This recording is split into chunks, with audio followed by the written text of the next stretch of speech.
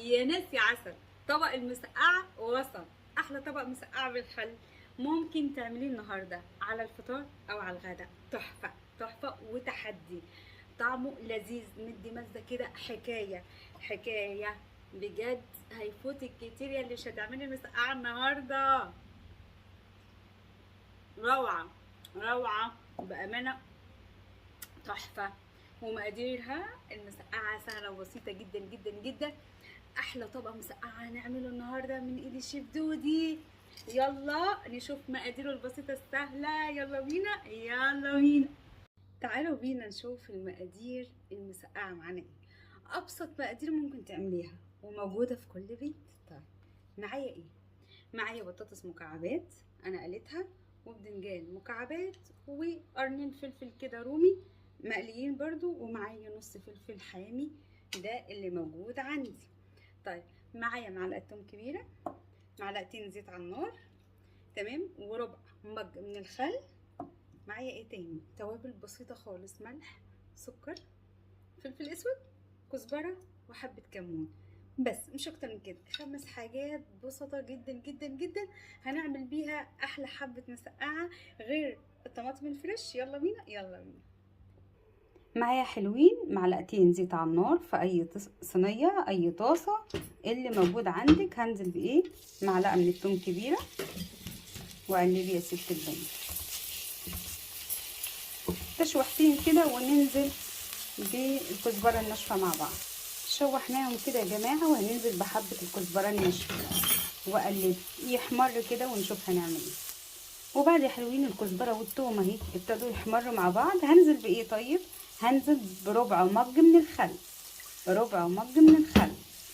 دي المسقعه اللي بالخل اهو اهو. طيب وبعدين يا شيف هنسيبهم كده دقيقه كده يتسبكوا ونرجع مع بعض. طب بعد دقيقه يا شيف هنعمل ايه؟ انا مش هنزل بصلصه، مش هحط صلصه عشان انا حاطه خل. انا هحط في معدل معلقتين 3 كده من القوطه، تمام، الفريش، يتسبكوا ونحط بقى القوطه مع بعض وتسبكوا يا حلوين. زي ما حضراتكم شايفين اهو، هنزل بنص كيلو القوطه الفريش مع بعض اهو كده. نزلنا بالعصير الطماطم. طيب هنعمل ايه يا حلوين بقى؟ انا معايا اهو سكر، ومعايا ورقه واحده من اللوري لو حابين، والملح والكزبره الناشفه، حبه كمون، حبه فلفل اسود. وانزلي يا ست البنات. طب ليه يا شيف السكر؟ لان الزيت كتير، تمام، فبيعمل حموضه في المعده، فالسكر ده بيمتص الحموضه جدا جدا يا جماعه. حبه السكر، نص معلقه سكر، بتفرق جدا معاكي في طبق المسقعه، وبيخليه خفيف جدا جدا على المعده. يتسبك وننزل بالخليط بتاعنا مع بعض. ده الشكل يا حلوين بعد ما القوطه اتسبكت مع الثوم والتوابل بتاعتنا. هنعمل ايه يا حلوين؟ هننزل بالبدنجان والبطاطس والفلفل، والله الله الله على الجمال.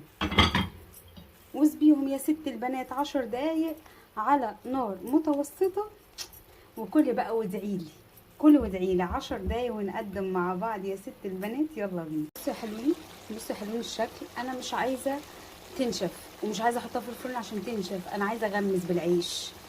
قد ايه جميله وتحفه. يلا نقدم مع بعض يلا.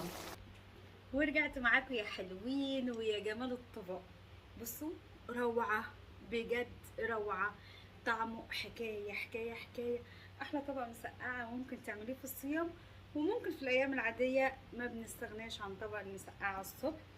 انا قمت كده بميتي والجو حر جدا وغرقانه ميه، فقلت لا لازم اصور معاكم طبق المسقعه. بصراحه قمت لقيت حد بعت لي بيقول لي عايزين المسقعه يا شيف بالخل، فقلت لازم اعملها معاكم.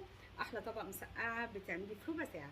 ربع ساعه صدقوني يا جماعه ما بياخدش وقت خالص، وكمان خفيف على المعده. وهتدعوني لو عجبكم الفيديو.